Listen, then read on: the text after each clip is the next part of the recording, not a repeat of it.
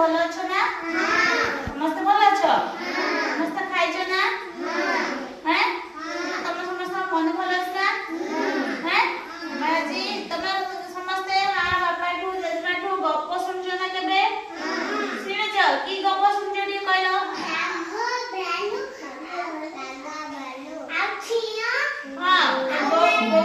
ବୋଳ ଗାଈ ଗପ ଶୁଣିଛ ନା? ହଁ ଆଉ ମାଙ୍କଡ କୁମ୍ଭୀର ଗପ ଶୁଣିଛ ନା? ସମସ୍ତେ ତାହେଲେ ଗପ ଶୁଣିଛ ନା? ଆମେ ଆଜି ଶୁଣିବା ତମ ଭଳିଆ ଗୋଟେ ଛୋଟ ପିଲାଟିଏ ହେଲା। ତମେ ଛୋଟ ଛୁଆ ନା? ତମ ଭଳିଆ ଗୋଟେ ଛୋଟ ପିଲାଟେ ଥିଲା ହେଲା। ସେ ଭାରି ଦୁଷ୍ଟ ହଉଥିଲା। କଣ ହଉଥିଲା? ଦୁଷ୍ଟ ହଉଥିଲା ସେ ହେଲା।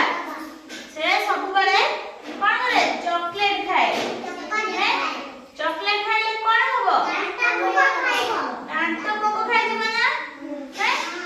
ସେ ସବୁବେଳେ ଚକଲେଟ ଖାଏ। ଦିନେ କଣ ହେଲା ନା ସବୁବେଳେ ସେ ଚକଲେଟ ଖାଇଲା, ମିଠା ଖାଏ ହେଲା। ତାର ଦାନ୍ତ ଗୁଡା ସବୁ ପୋକ ଖାଇଗଲା।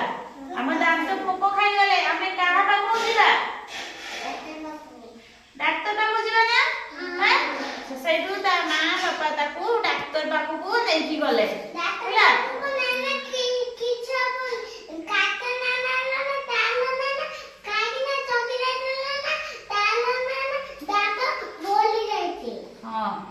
ସେଇଠୁ ତା ମା ବାପା ତାକୁ ଡାକ୍ତର ପାଖକୁ ନେଇକି ଗଲେ। ତାର ଡାକ୍ତର କହିଲେ ଦାନ୍ତ ଗୁଡା ସବୁ ପୋକ ଖାଇଯାଇଛି ହେଲା। ସେଟା କଣ ହବ? ସେ ପୋକା ଦାନ୍ତ ଉପଡା ଯିବ।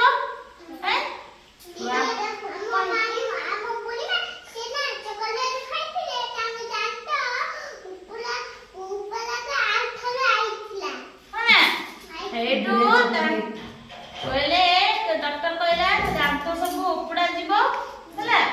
ସେଇଠୁ ସେ କଣ କଲା? ପିଲାଟା କଣ କଲା? କାନ୍ଦିଲା ହେଲା। କାହିଁକି? ଦାନ୍ତ ସବୁ କଣ ହବ? ପୋକ ମିଠା ଖାଇଲେ, ଚକଲେଟ ଖାଇଲେ ପୋକ ଖାଇଯିବ ନା? ସେଇଠୁ ଡାକ୍ତର ମେଡିସିନ ଦେଲେ, ଦାନ୍ତ ଉପାଡ଼ି ଦେଲେ, ମେଡିସିନ ଦେଲେ। ସେ ଖାଇଲା, ଦାନ୍ତ ପୋକ ଆଉ ଭଲ ହେଇଗଲା ହେଲା। ତାହେଲେ ଆମେ କଣ କରିବା? ଚକଲେଟ ଖାଇବା ନା? ମିଠା ଖାଇବା? ଚିନି ବେଶୀ ଖାଇବା? ଖାଇବାନି। ଖାଇଲେ କଣ ହବ? ଦାନ୍ତ ସବୁ ପୋକ ଖାଇଯିବ ଆଉ ପେଟ ସବୁ କୁର୍ମି ହବ। ହଁ ଝାଡାରେ କୁର୍ମି ହେଇକି ଝାଡାରେ ପଡିବ ହେଲା। ହଁ ଡାକ୍ତର ପାଖକୁ ସବୁ ନେଇଯିବେ। ଡାକ୍ତର ମେଡିସିନ ଦେବେ। ସବୁ ମାସ କୁର୍ମି ଔଷଧ ଖାଇବେ ନା?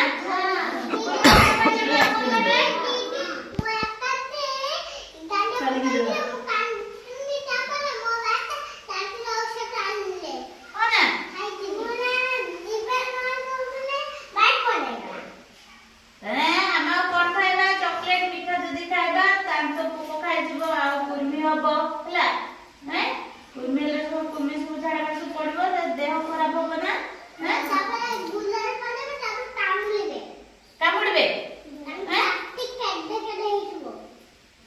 ଆମେ ସବୁବେଳେ ଚକଲେଟ ଖାଇବାନି, ମିଠା ଖାଇବାନି, ଚିନି ବେଶୀ ଖାଇବାନି, ସତରେ କେହି ଖାଇବାନି।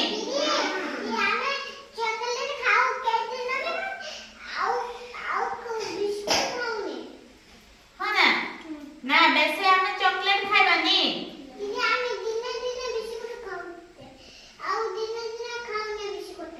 ହଉ ତାହେଲେ ଆମେ ଆଜି କଣ ଜାଣିଲେ? ଆମ ଦାନ୍ତ ଯଦି ଆମେ ବେଶୀ ଚକଲେଟ ଖାଇବା ଆମ ଦାନ୍ତ ସବୁ ପୋକ ଲାଗିଯିବ ହେଲା।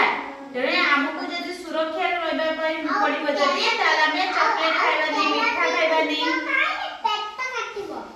ହଁ ଆମେ ଚକଲେଟ ଖାଇବାନି, ମିଠା ଖାଇବାନି ହେଲା।